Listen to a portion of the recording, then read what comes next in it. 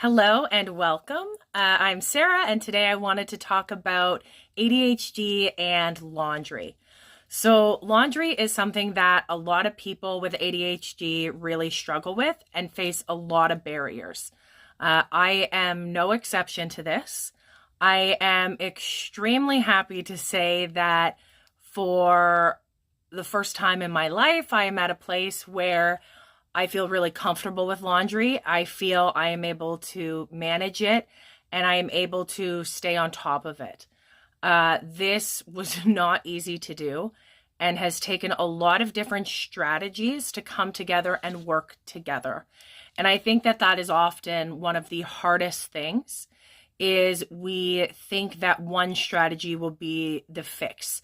So when it helps a bit, but it doesn't solve our problems, we'll scrap it and move on. So one of the biggest lessons for me to learn was if it helps a little bit, keep it, because helping a little bit is better than no help.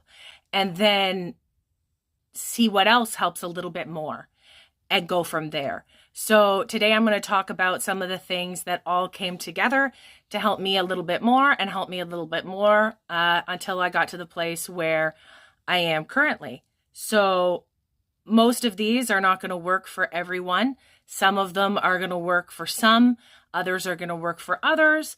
But I hope it just kind of gives an idea of what I mean by finding what works a bit and adding to it. So let's start off with talking about what some of the barriers are for laundry. For me, the biggest thing is the fact that it's not just one step. What seems like, oh, just one thing, oh, I'll just do a load of laundry, especially when you're ADHD and you don't always follow through on things. Your past self does not always set your future self up for success, and that can really be a hindrance. So when I think, oh, I'm just going to go start a load of laundry, like I might think right now, the problem is my laundry hamper is actually full of clean clothes from the last time that I did laundry. Now I know what you're thinking. Didn't I just say that I was on top of it and able to manage it? Yes, I did, because past me would have shut down at that. To have the full hamper and, now my clothes are on the floor and I don't even have a place to put them. So one of the first things that really helped with making this threshold far less, so it was less of a barrier to overcome, was actually a smaller room. When I was in a bigger space, I didn't register the corner where I let the clothes pile up until they started to invade on other spaces. My husband's threshold was always hit way before mine. They would start getting very overwhelmed. There were too many clothes.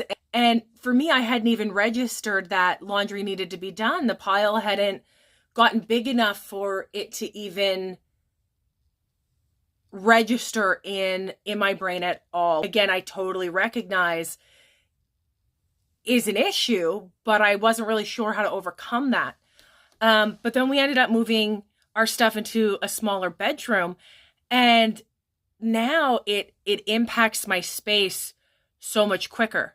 So by the time it impacts my space and I go, oh, I really need to deal with this, it's not an overwhelming amount. So that was one thing that was extremely helpful.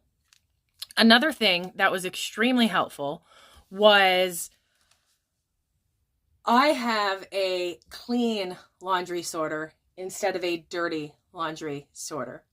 Now, I originally bought it for dirty laundry because I thought this was going to be the thing that solved all of my problems. However, it didn't actually solve any of the issues, and it just allowed me to ignore dirty laundry until it got to the point that I had no clothes and there was no option. And then it's at least an entire day's worth of laundry, and even just thinking about it is exhausting.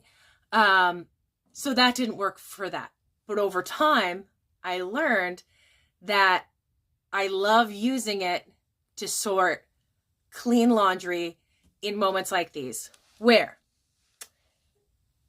the pile of dirty clothes on my floor is coming into my space, and I need to deal with it. But my laundry hamper is full of clean clothes from the last time that I did laundry. I do not have the mental capacity to sit and fold and put away laundry tonight, especially when I just want to get the clothes up off the floor. That's it. That's all I want. I don't want to have to do a big task just to do that. And it makes me want to shut down. But instead of folding and putting it all away, what I can now do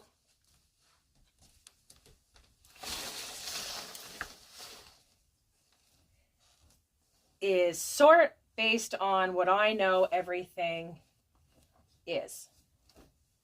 And again,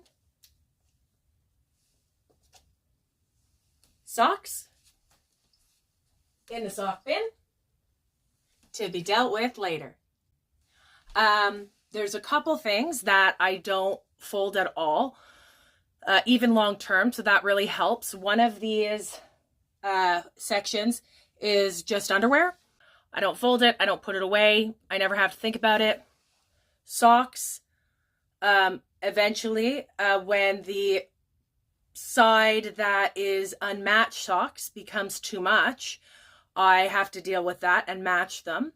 I have a spot for tank tops, and I don't fold them because I just wear them under my clothes.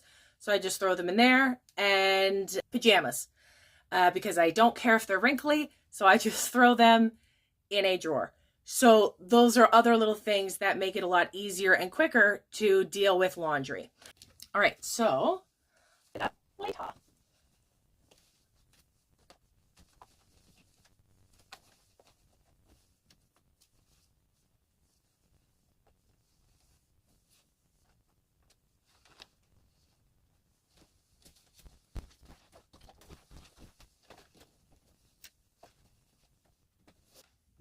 Empty bin.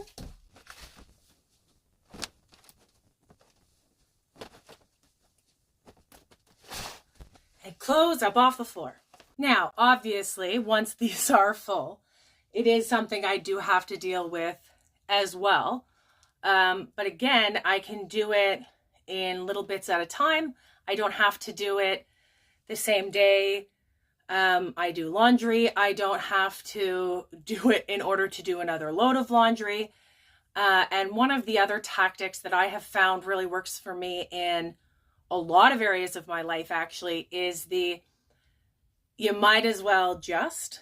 So if I am getting up and going from the living room to the kitchen, I can think, well, I might as well just, take a cup with me or something like that. So I started using that approach when it came to unloading the dishwasher and putting away my clothes. So instead of thinking, oh, well, I have to put away all of this laundry, I'll say, well, why don't you just put away your shirts? Or why don't you just put away Chris's shirts? Or why don't you just put away pants? And then typically I end up doing the whole thing because you get through one and then it's, well, you might as well just, and then you might as well just. But on those days where I really don't have any more in me, I really can just do that little bit. And that has been the most successful piece to me being able to stay on top, is being able to look at it as little pieces that I can do at my own pace and in my own time and without it impacting the other steps of the process. So Thank you all for coming and listening to my wild laundry stories. I hope that it wasn't too boring and that some people were able to get some tips and tricks from this.